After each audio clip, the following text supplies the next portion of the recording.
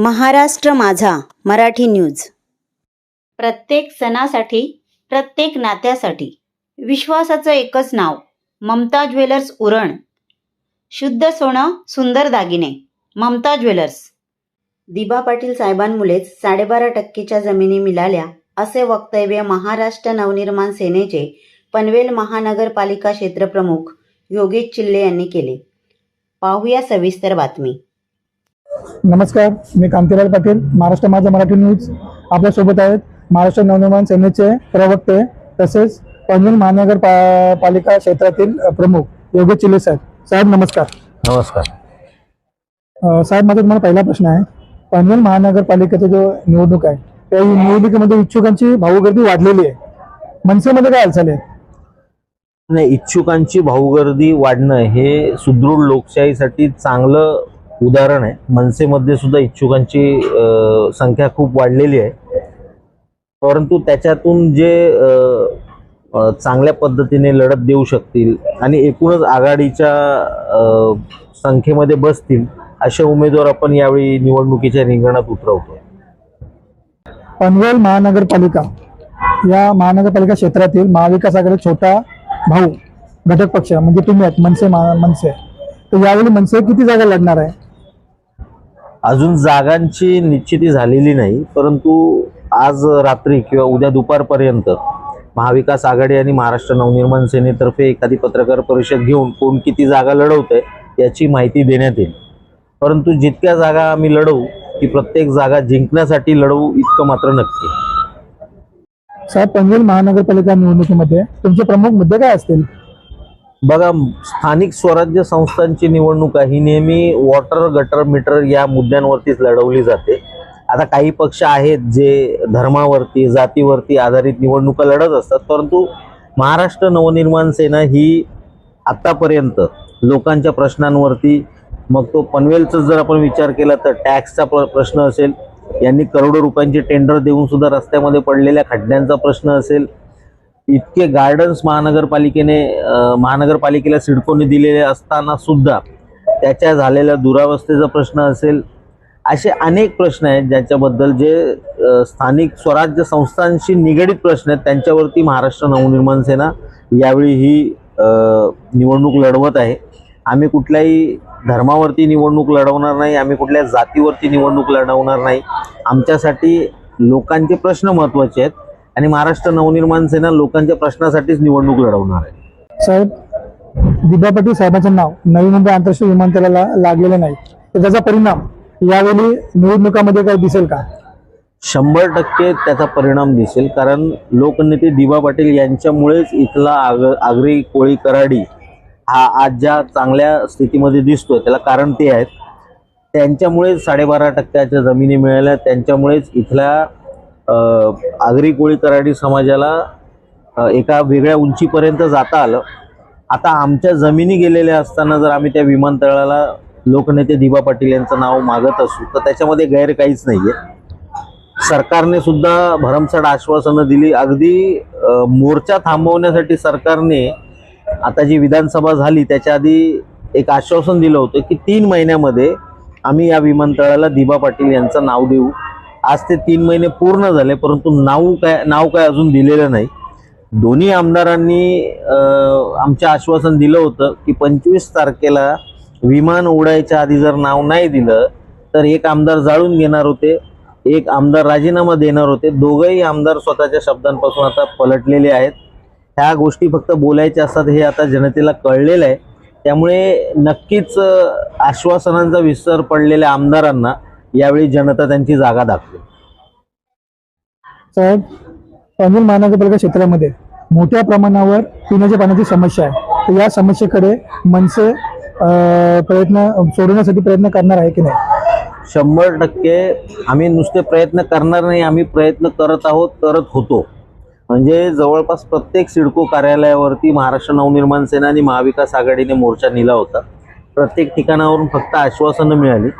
जे गेली 8 वर्ष 5 वर्ष जे सत्तेमध्ये आहेत, 15 वर्ष जे आमदारकी भोगतायत, खरं तर त्यांनी हा प्रश्न सोडवायला पाहिजे होता, कारण ते स्वतः सिडकोचे देखील अध्यक्ष होते. आता पनवेल महानगराला पाणी कोण कोण देतंय, तर पनवेल महानगराला थोड्या प्रमाणावरती पाणी गाडेश्वर धरणातून पनवेल महानगरपालिकेचं येते, काही प्रमाणात पाणी MIDC मधून येते, काही पाणी सिडकोकडून येते. म्हणजे वेगवेगळ्या आस्थापनांकडून पनवेल महानगरातील लोकांना पाणी येते. परंतु स्वतःचं धरण नसलेली मला वाटतं कदाचित ही एकमेव महानगरपालिका असू शकते.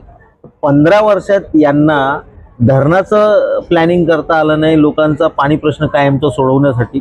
स्वतः सिडकोचे अध्यक्ष असताना सिडको म्हणते आम्ही शहरं बनवतो, परंतु शहरांमध्ये राहणाऱ्या लोकांचा पाणी प्रश्न सुद्धा सोडवायचा असतो हे सिडकोच्या ध्यानात आलं नाही आणि अध्यक्ष असून यांच्या सुद्धा ध्यानात आलेलं नाही.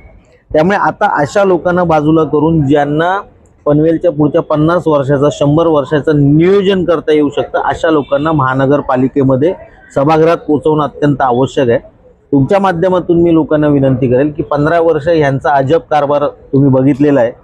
आता अशा तरुणांना संधी द्या की जे तुमची स्वप्न साकार करण्यासाठी महानगरपालिकेच्या सभागृहात जातील आणि तुमच्यासाठी भांडतील. साहेब, पनवेल महानगरपालिकेची स्थापना झाली त्यावेळी बऱ्याच गावांचा समावेश पनवेल महानगरपालिका क्षेत्रामध्ये करण्यात आला, परंतु बरेच गाव आहेत ना ते अजूनपासून मूलभूत स्वतःपासून वंचित आहे, त्यांना लाभ मिळाला नाही. तर त्यासाठी महाराष्ट्र नवनिर्माण सेना प्रयत्न करणार आहे की नाही? बघा, आम्ही तर पूर्वीपासूनच प्रयत्न करतोय. अनेक गावं आहेत जिथे आमचे पदाधिकारी आहेत, आमचे महाराष्ट्र सैनिक आहेत, काम करतात, तिथल्या मूलभूत समस्येवरती काम करतात. अनेक गावं जी पनवेल महानगरपालिकेमध्ये समाविष्ट करण्यात आलेली आहेत, अजून तिथे साधी गटर लाईन यांना टाकता आलेली नाहीये. 8 वर्ष पनवेल महानगरपालिकेच्या अंतर्गत ही गावं आहेत, परंतु तिथले पाण्याचे प्रश्न सुटलेले नाही आहेत. अजून तिथले शौचालयांचे प्रश्न अजून यांना सोडवता आलेले नाहीत. परंतु हे सगळे प्रश्न असेच्या असे ठेवून त्यांच्यावरती टॅक्स मात्र 4 पट मारलेला आहे. आणि तो टॅक्स कमी करण्यासाठी सुद्धा इथल्या सत्ताधाऱ्यांनी कधी महानगरपालिकेच्या विरोधात एखादा मोर्चा सुद्धा काढलेला नाही. त्यामुळे अशा ग्रामस्थांच्या मागे जे आता शहरामध्ये समाविष्ट झालेले आहेत, आम्ही महाराष्ट्र नवनिर्माण सेना म्हणून आहोतच. आमचा प्रयत्न आहे की जे आश्वासन आमदारांनी तिकडच्या ग्रामस्थांना दिलं होतं की पुढचे 5 वर्ष महानगरपालिका स्थापन झाल्यापासून तुम्हाला 1 रुपया सुद्धा टॅक्स लागणार नाही, तो टॅक्स माफ करण्यासाठी महाराष्ट्र नवनिर्माण म्हणजे आमदारांनी शब्द पाळला नाही, परंतु तो शब्द पाळण्यासाठी आम्ही 100% प्रयत्न करू. साहेब, उरण नगर परिषदेमध्ये स्वातंत्र्य झालं, तशाच प्रकारे पनवेल महानगरपालिकामध्ये स्वातंत्र्य होईल का? 100% पनवेल महानगरपालिकेमध्ये सत्तांतर होईल. तुम्ही एक लक्षात घ्या, उरणमध्ये जे सत्तांतर झालेलं आहे हे सर्वांच्याच डोळ्यात अंजन टाकणार आहे. एक हिंदीमध्ये एक शब्द आहे, अपने तो अपने होते.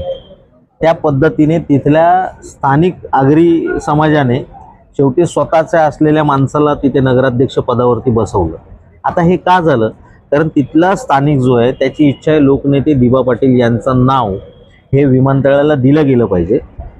तिकडच्या स्थानिक आमदारांनी जवळपास महिनाभर सर्वच लोक बघत होते, ज्या उर्मटपणे ते जनतेशी बोलत होते, ज्या उर्मटपणे त्यांनी भाषणं केली आणि ज्या उर्मटपणे त्यांनी तिथल्या स्थानिक मराठी माणसाच्या वरती एका जातीची एका समाजाची लॉबी बसवण्याचा प्रयत्न केला, हे तिथल्या स्थानिक नागरिकांना आवडलं नाही. आणि त्यांचं सुदैव म्हणा किंवा दुर्दैव म्हणा, तेच आता इथे सुद्धा पनवेल महानगरपालिकेत भारतीय जनता पक्षाचे प्रभारी झालेले आहेत. त्यामुळे इथे सुद्धा तोच मुद्दा येणार. इथे सुद्धा लोक सहन करणार नाहीत की आगरी कोळी कराडी समाजाला जे उरणमध्ये भोगावं लागतंय ते इथे भोगावं लागेल. त्यामुळे इथे सुद्धा महाविकास आघाडीच्या बाजूने लोक उभी राहतील. उरणचा निकाल हा पनवेलच्या लोकांसाठी दिशादर्शक असल्यामुळे जो निकाल उरणमध्ये लागलाय तसाच निकाल पनवेलमध्ये लागेल. साहेब, शेवटचा प्रश्न, 16 जानेवारीला गुलाल कोणाचा असेल? आता हा प्रश्न जर तुम्ही भारतीय जनता पक्षाच्या एखाद्या पदाधिकाऱ्याला विचारला असता तर त्याने सांगितलं असतं महायुतीचं आहे. मी तर महाविकास आघाडीसोबत ही निवडणूक लढवतोय, त्यामुळे ऑब्वियस आहे मी बोलणार गुलाल महाविकास आघाडी आणि महाराष्ट्र नवनिर्माण सेना युतीचा असेल. आताच आपण महाराष्ट्र नवनिर्माण सेनेचे प्रवक्ते आणि पनवेल महानगरपालिका प्रमुख योगी चिले साहेबांचे आपण विचार ऐकले, त्यांनी त्याचा अमूल्य असा वेळ दिला, त्याबद्दल त्यांचे मनापासून आभार. धन्यवाद. कांतीलाल पाटील, महाराष्ट्र माझा मराठी न्यूज. ह्या चॅनलला लाईक करा, सबस्क्राईब करा आणि पाहत रहा महाराष्ट्र माझा मराठी न्यूज.